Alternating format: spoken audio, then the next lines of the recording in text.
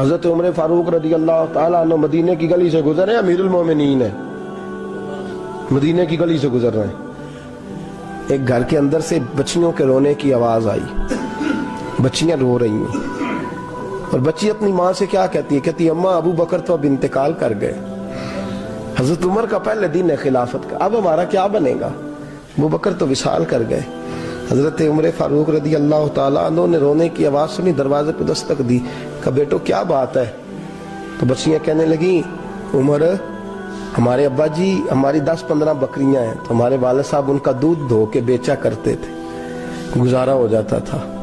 جس دن ابا جی فوت ہوئے تو اس دن سے لے کر ابو بکر صدیق روز عصر کے بعد آیا کرتے تھے، ہماری بکریوں کا دودھ دھو کے دیتے تھے، کچھ ہم پیتی تھی، کچھ بیچ لیتی تھی، گزارا چلتا تھا۔ جس دن ابو بکر صدیق خلیفہ بنے تو ہم نے جا کے کہا ابو بکر اب کون دودھ دھوئے گا؟ تو سیدنا صدیق اکبر رضی اللہ تعالیٰ عنہ نے فرمایا بیٹے پہلے تو میں مرضی سے خدمت کرتا تھا، اب تو مصطفیٰ کی امت کی نوکری میری ڈیوٹی بن گئی ہے، تو میں آؤں گا۔ بچیاں رو رہی ہیں، حضرت عمر کو بتاتی ہیں، کہتی ہیں ابو بکر چلے گئے ہیں تو ہم پریشان ہیں، یتیم ہیں، لاوارث ہیں، بھائی کوئی نہیں، کون آئے گا، کون دیکھ بھال کرے گا؟ حضرت عمر فاروق گھٹنوں کے بل زمین پہ بیٹھ گئے، ان چھوٹی چھوٹی بچیوں کو سینے سے لگایا، فرمانے لگے میں ابو بکر کا کیا کروں، میرے لیے رستے بڑے مشکل کر گیا ہے، میں اس کے کس بادشاہ وقت ہو کے وہ غریبوں کے گھروں میں آ کے ان کی بکریوں کا دودھ بھی دوتا تھا، امیر المومنین ہو کے یہ رنگ بھی تھا۔ اور میں بیٹیوں فکر نہ کرنا، جب تک عمر زندہ رہے گا، عمر آتا رہے گا، یہ نوکری کرتا رہے گا۔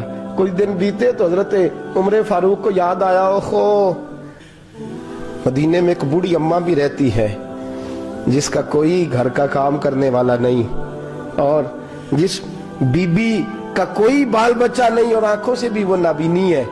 حضرت ابو بکر صدیق رات کے سناٹے میں جایا کرتے تھے، اس کے گھر میں جھاڑو دیتے تھے، یہ بادشاہ ہے، اس کی فقیری کا رنگ دیکھو، اس کو کنویں سے پانی بھر کے لا کے دیتے تھے۔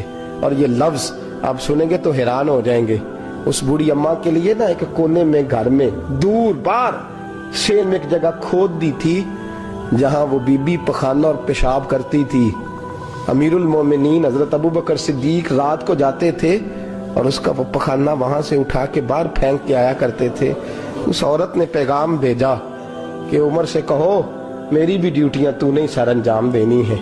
عمر فاروق ساری رات کام کرتے، سناٹا گہرا ہوتا تو جھاڑو دبایا بغل میں، اور عمر فاروق نکلے ہوئے، اس بی بی کے گھر میں جھاڑو دیا جا رہا ہے۔ حضرت انس بن مالک فرماتے ہیں میں نے آخری عمر میں بھی اس بوڑھے عمر کو دیکھا ہے، اس بڑھاپے میں بھی میں نے اس شخص کو دیکھا ہے کہ جب وجود کمزور ہو گیا، داڑھی سفید ہو گئی، لیکن پھر بھی اس کا انداز نہیں بدلا، اس نے ساری زندگی بادشاہی میں فقیری کر کے گزار دی، یہ پھر بھی کسی کے گھر میں جھاڑو دیتا ہے، کسی کی بکریوں کا دودھ دھوتا ہے، یہ کسی غریب میرے دوست یہ۔ اور جب سیدنا فاروق اعظم رضی اللہ تعالیٰ عنہ خطبہ دینے بیٹھتے ہیں تو کپڑے پھٹے ہیں، پیبند لگے ہیں، مزاج سادہ ہے، بڑا مال آیا ہے، بڑا مال، لیکن تقسیم کر دیا، اور یہی انداز آگے اپنے گورنروں کو دیا۔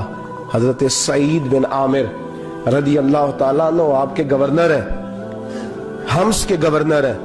جب لسٹ آئی نا غریبوں کی، حضرت عمر نے کہا کہ حمص کے جتنے غریب لوگ ہیں ان کی لسٹ بنا کے بھیجو، ان کو چندہ لگانا ہے۔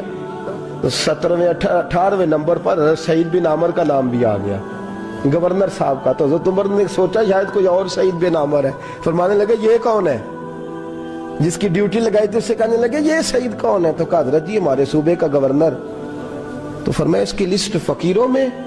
فرمانے لگے پتہ نہیں آپ نے کیا رنگ بھر کے بھیجا ہے، مہینہ مہینہ یہ شخص درختوں کے پتے کھا کے گزارا کر دیتا۔ یہ میں فرشتوں کی کہانیاں نہیں سنا رہا آپ کو، میں آپ کو جنات کی یا عالم بالا کی باتیں نہیں، اس دھرتی پہ بسنے والے، اس دھرتی پہ وقت گزارنے والے میرے رسول پاک کے تیار کردہ ہیرو کی باتیں عرض کر رہا ہوں۔ حضرت عمر گئے ایک دفعہ، کہا مجھے بتاؤ تمہارا گورنر کیسا ہے؟ تو حمص کے لوگ کہنے لگے ہمیں اپنے گورنر سے 4 شکایتیں۔ کون کون سی؟ کہ پہلی بات تو یہ ہے کہ گورنر صاحب کو چاہیے فجر کے وقت آئیں، یہ سورج نکل آتا ہے تو باہر آتے ہیں گھر سے، سورج نکل آتا ہے تو آپ کہہ کے تو دیکھیں کسی معمولی سرکاری ملازم سے بھی۔ फिर आप देखिए आपका क्या बनता है। कहा ये सूरज निकलते वक्त आते हैं। दूसरी शिकायत यह है कि दिन को मिलते हैं, रात को नहीं मिलते। तीसरी शिकायत यह है कि महीने में एक दिन मिलते ही नहीं, गवर्नर साहब। चौथी शिकायत है कि रोते हैं, कभी कभी इतना रोते हैं कि बेहोश हो जाते हैं। हजरत फारूक आदम ने खड़ा कर लिया, फरमाया सही तेरी शिकायत आई हैं, का हुजूर हुक्म। फरमाया सुना है, पहले तू फजर के वक्त आ जाता था लोगों के मसाइल सुनने, अब तू सूरज निकलते वक्त आता है। का हुजूर बीवी बीमार हो गई है और घर में नौकर तो है कोई नहीं, तो मैं सवेरे उठता हूं तो पहले नाश्ता बनाता हूं, बच्चों को खिलाता हूं। उस औरत ने 35 साल मेरे साथ वफा की है, अब चारपाई पे है तो मैं उसके मुंह में लुकमे डालता हूं। कहा उसे खाना खिला के जब वो दुआ देती है तो फिर निकलता हूं। तो कहा सुना है तो हफ्ते में एक दिन मिलता ही नहीं, महीने में। कहने लगे हजरत जी जब मदीने से आया था तो एक कुर्ता और एक तामद साथ लाया था, मुझे आज 2.5 साल हो गए हैं, मैं नया लिबास नहीं खरीद पाया। मैंने अर्ज की मैं इस धरती पे बसने वाले लोगों की दास्तान सुना रहा हूं। कहा मैं अपनी तामद धोकर खुश्क होने को डाल देता हूं, उसे आधा दिन लग जाता है, खुश्क होती है तो तामद पहन के कमीज धो लेता हूं और फिर कमीज डाल देता हूं। हजरत जी सारा दिन बीत जाता है तो बाहर नहीं आ पाता। हजरत उमर फारूक की गर्दन झुक गई। का सुना है तू रात को मिलता ही नहीं, ये लफ्ज कहे तो हजरत सईद बिन आमिर कहने लगे ये मेरा राज था, आप मेरे अमीर ना होते तो कभी फाश ना करता। दिन मैंने बंदों के लिए रखा है, रात अपने रब के लिए रखी हुई है। मैं रात की तन्हाइयों में अपने करीम की बारगाह में जाता हूँ और मैं सारे दिन के गुनाहों की माफी मांगता हूँ। मैं अपनी गलतियों की तलाफी का सवाल करता हूँ, उसके हुजूर जाता हूँ, उसे दुखड़े सुनाता हूँ। रात मेरी उसके लिए बीत जाती है। हजरत उमर की और गर्दन झुक गई। फरमाया ये बता कि तू मिलता ही नहीं, कभी कभी तो रोता है और बेहोश हो जाता है। हजरत जी 40 साल की उम्र में कलमा पड़ा है, जब 40 साल के पिछले गुनाह याद आते हैं तो कब फिर मैं जब्त नहीं कर पाता वो खताएं, वो पाप, वो जुर्म, वो खताएं। जब सोचता हूं ना कि रब खड़ा करके पूछेगा बता ये जुर्म क्यों किया, तो वो एहसास मुझे परेशान कर देता है। हजरत जी मैं फिर बर्दाश्त नहीं कर पाता, फिर मैं तड़प उठता हूं, मेरी ये कोताहियां हैं, बताइए क्या कहते हैं। हजरत फारूक आजम ने गर्दन उठाई तो आंखों में आंसू थे। कहने लगे या अल्लाह मुझे इस जैसे कुछ और गवर्नर भी अता फरमा, या अल्लाह इस जैसे कुछ और गवर्नर भी।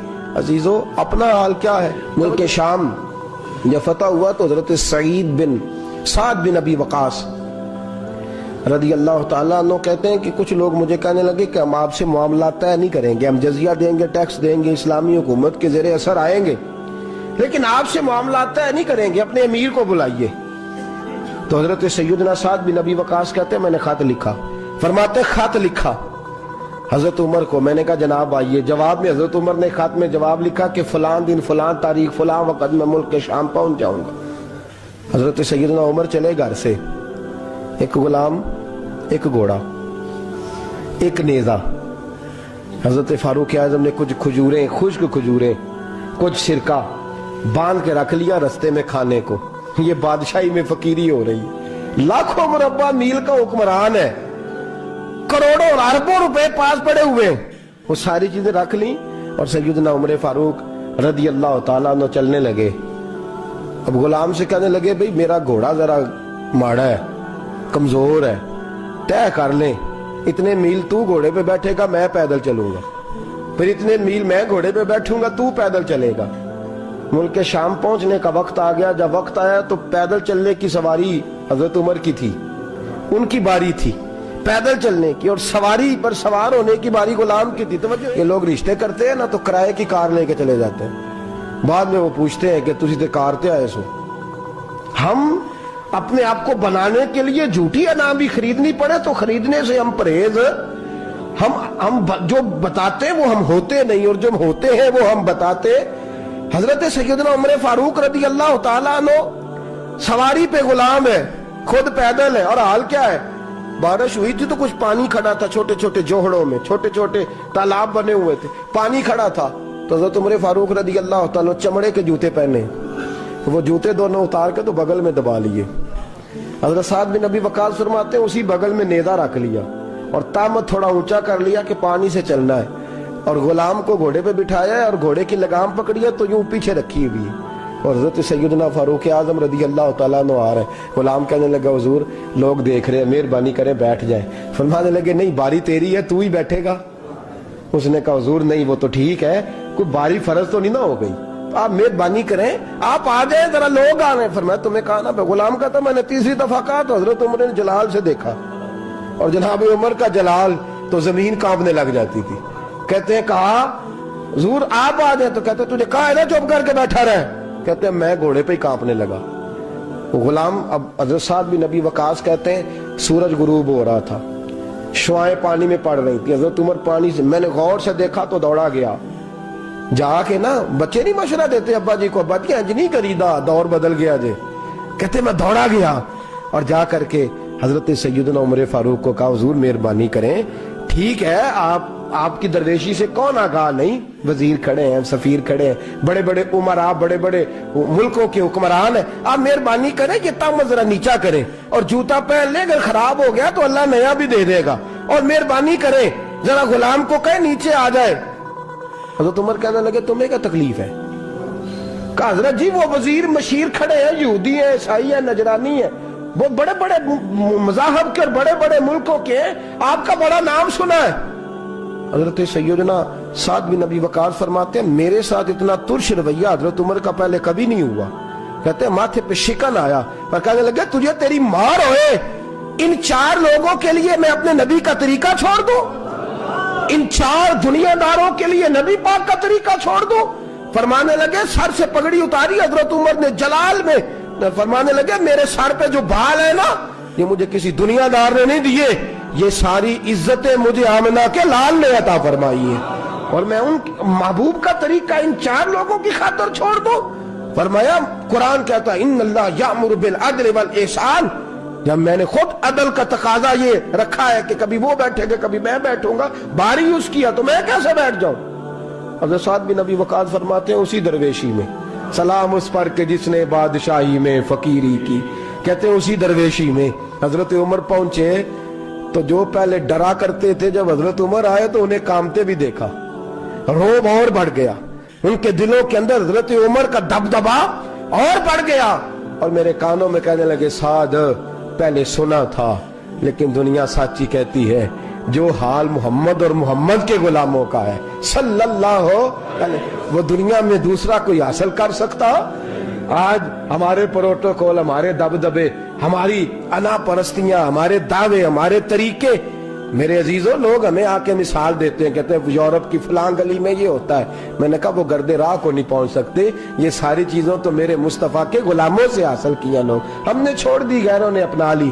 خدا را اپنی زندگی میں تبدیلی لائیں، درویشی، سادگی، بے تکلفی، یہ زندگی حسین ہوتی ہے، یہ زندگی سکون والی ہوتی ہے، یہ زندگی اچھی ہوتی ہے، یہ فرحت اور تازگی والی ہوتی ہے۔ اپنے آپ کو ان تکلیفوں اور آلائشوں میں مبتلا نہ کریں۔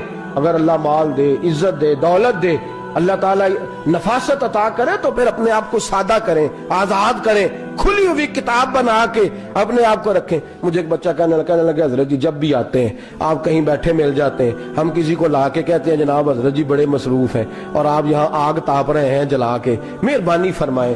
میں نے کہا یار 2-4 دن تو بن سور کے بیٹھنا بندے کے لیے آسان ہوتا ہے، سارا دن ملمت سازی کر کے رکھنا اتنا آسان کام تو ویسے بھی بندہ جو ہو وہ نظر آئے تو اس کے لیے زیادہ بہتر ہوتا ہے، جو ہو وہ دکھائی دے، وہ زندگی آسان ہو جاتی ہے، بہتر ہو جاتی ہے۔ اور ویسے بھی جو کھلی ہوئی کتاب ہوتی ہے اس میں لوگ مشکوک نہیں ہوتے، جو بندی ہوئی ہوتی ہے نا اس میں لوگوں کو خبر نہیں ہوتی کہ نہ جانے یہ کیا معاملہ ہے۔ میرے عزیزوں اپنے آپ کو بے تکلف بنائیں۔